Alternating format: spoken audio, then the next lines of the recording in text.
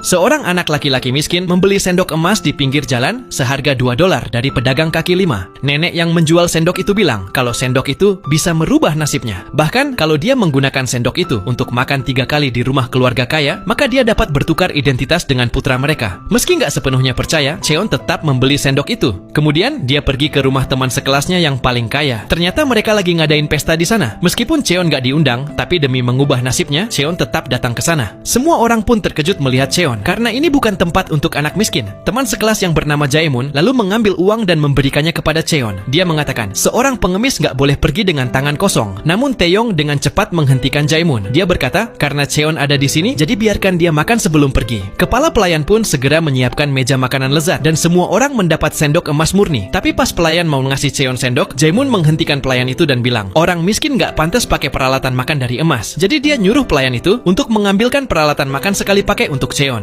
Tapi Cheon tidak marah dengan hinaan Jaemun karena ini justru memberinya kesempatan untuk menggunakan sendok emasnya. Cheon beralasan kalau sendok itu adalah warisan keluarganya, jadi dia selalu membawanya kemanapun. Kemudian semua orang mulai makan. Tetapi dia tidak menyadari bahwa sendok itu bersinar seperti emas. Pada saat yang sama, semua yang terjadi di sini terlihat oleh nenek itu dengan bola kristal ajaibnya. Dia tersenyum dan bergumam bahwa pertunjukan akan segera dimulai. Besoknya, Cheon makan lagi di rumah Taeyong. Cheon sengaja ngedeketin Taeyong, membantunya menulis laporan manajemen aset. Malam itu Taeyong menunjukkan laporan itu kepada ayahnya. Ayahnya sangat puas setelah membacanya dan mengatakan putranya telah banyak membaik. Malam berikutnya, si Cheon datang lagi ke rumah Taeyong sambil membawa berkas laporannya. Di sini Cheon bilang kalau dia lapar banget dan minta dibuatin mie instan. Taeyong pun langsung nyuruh pelayan menyiapkan banyak hidangan. Cheon mengeluarkan sendoknya lagi. Tapi tepat saat dia mau makan, ayah Taeyong datang. Dia terkejut melihat Cheon dan memberitahu Taeyong kalau berteman sama orang miskin itu cuman buang-buang waktu. Taeyong pun gak berani untuk tidak patuh, kemudian membantu mengemasi barang-barang Cheon dan menyuruhnya pergi. Tapi Cheon tetap gak nyerah. Tepat saat pelayan itu hendak membuang makanan itu, dia berlari kembali seperti serigala lapar. Dia memakan makanan itu dengan sendok emasnya. Tapi sebelum dia bisa menghabiskannya, ayah Taeyong datang lagi. Cheon sangat malu kemudian buru-buru pergi, tapi dia lupa mengambil sendok emasnya. Ibu Taeyong lalu mengambil sendok itu dengan jijik dan memberikannya kepada Cheon sambil bilang untuk tidak datang ke sini lagi karena Taeyong gak pantas punya teman seorang pengemis seperti dia. Kemudian Cheon berbalik dan pergi. Namun apa yang mereka berdua tidak tahu adalah Cheon akan segera muncul di sana sebagai putra mereka.